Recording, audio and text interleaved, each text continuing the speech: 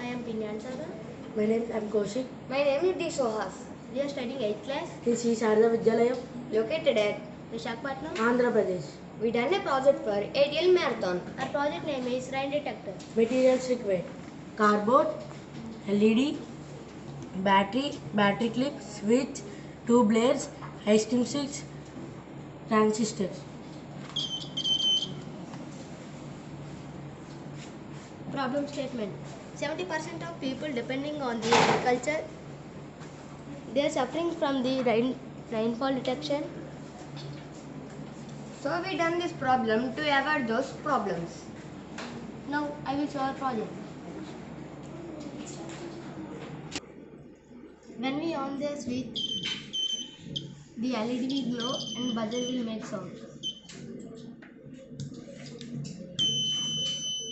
Because when the water comes from air, the bulb and LED, the bulb glow, the buzzer makes sound.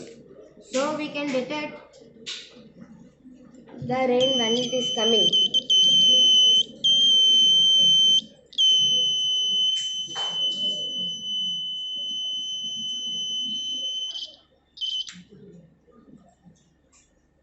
Thank you.